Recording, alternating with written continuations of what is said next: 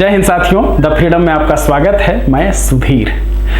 साथियों, आज फिर से चर्चा पुरानी श्रृंखला को आगे बढ़ाते हुए, जिसका नाम है भगत सिंह का मुकदमा। और भगत सिंह का मुकदमा इस श्रृंखला में हम लोग देख रहे थे कि तमाम क्रांतिकारी अब जा चुके हैं हड़ताल पर। और ये हम लोगों ने देखा था कि सुखदेव और यतीन्द्र नाथ दास दोनों अभी विरोध कर रहे थे, उस पर भी हम लोग चर्चा करेंगे। लेकिन इसी बीच यह भी बात हुई थी कि भगत सिंह और बटुकेश्वर दत्त ने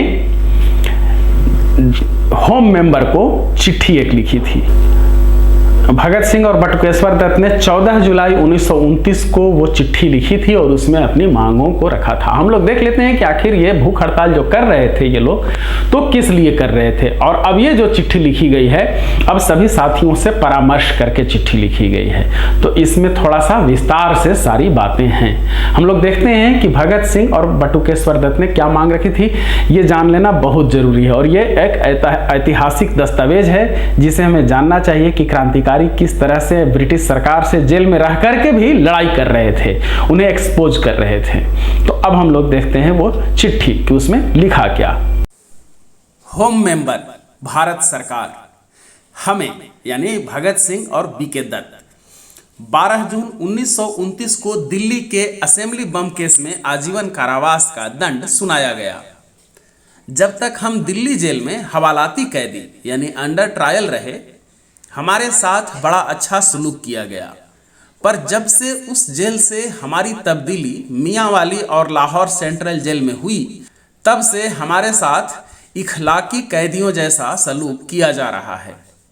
पहले ही दिन हमने उच्च अधिकारियों से अच्छी खुराक तथा कुछ और सुविधाओं की मांग की और जेल की रोटी खाने से इनकार कर दिया। हमारी मांगें इस प्रकार थीं। 1. राजनीतिक कैदी होने के नाते हमें अच्छा खाना दिया जाना चाहिए, इसलिए हमारे भोजन का रूप यूरोपियन कैदियों जैसा होना चाहिए। हम उसी तरह की खुराक की मांग नहीं करते, बल्कि खुराक का स्तर वैसा चाहते हैं। 2.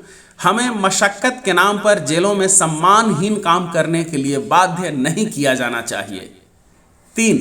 बिना किसी रोक टोक के पूर्व स्वीकृत, जिन्हें जेल अधिकारी स्वीकृत कर लें, पुस्तकें और लिखने का सामान लेने की सुविधा होनी चाहिए। 4. कम से कम एक दैनिक पत्र हरेक कैदी को मिलना चाहिए। 5. हरेक जेल में राजनीतिक कैदियों का एक विशेष वार्ड होना चाहिए, जिसमें उन सभी आवश्यकताओं की पूर्ति की सुविधा होनी चाहिए जो यूरोपियनों के लिए होती है। और एक जेल में रहने वाले सभी राजनीतिक कैदी उस वार्ड में इकट्ठे रहने चाहिए। 6. स्नान के लिए सुविधाएं मिलनी चाहिए। 7. अच्छे कपड़े मिलने चाहिए।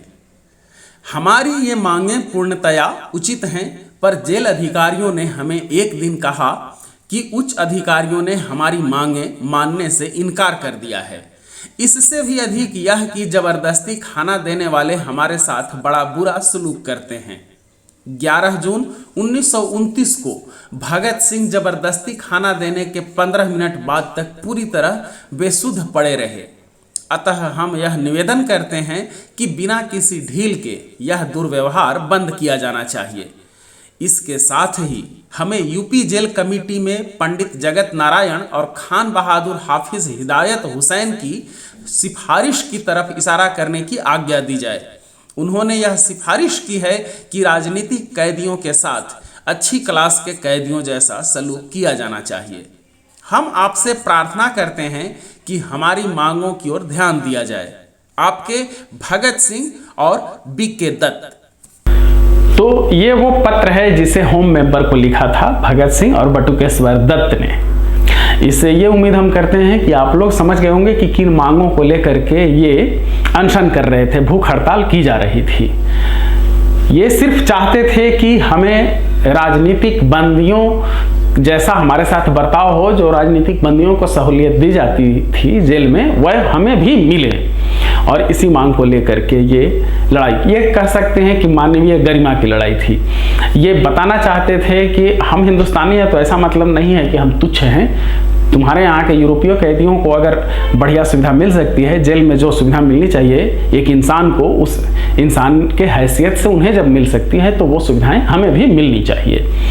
और अब इसके अगले वीडियो में हम लोग देखेंगे कि सुखदेव आखिर विरोध क्यों कर रहे थे और फिर जब भूख हड़ताल में वो शामिल हुए तो आगे फिर क्या हुआ। क्योंकि सुखदेव का भूख हड़ताल में शामिल होना एक बहुत ही अलग तरह का किस्सा है और बहुत खास किस्सा, बहुत जरूरी किस्सा। तो वो हम लोग फिर अगले वीडियो में जानेंगे। और इस वीडियो को यहीं मैं खत्म कर रहा हूँ, यह किस्सा यहीं खत्म हो रहा है। अभी हम लोग जारी रखेंगे ये श्रृंखला भगत सिंह का मुकदमा, और इसमें अभी सब कुछ हम लोगों को देखना है। अदालत की कार्रवाई भी, तमाम गवाहियां भी, तमाम दस्तावेज, तमाम जो वो सबूत रखे गए थे कि इस केस में सामने, वो सब कुछ, और फांसी के बाद की प्रक्रिया और प्रतिक्रिया तक हम लोग सब कुछ देखेंगे इस केस में। तो फिर मिलेंगे अगले वीडियो में। आप सबसे आग्रह है कि चैनल को जरूर सब्सक्राइब कीजिए। वैसे लोग जिनके दिलों में देश धड़कता है, जिनके खून में देशभक्ति है, वहां तक वीडियो जरूर पहुंचाइए। तो धन्यवाद साथियों, जय हिंद, इनकलाब जिंदाबाद।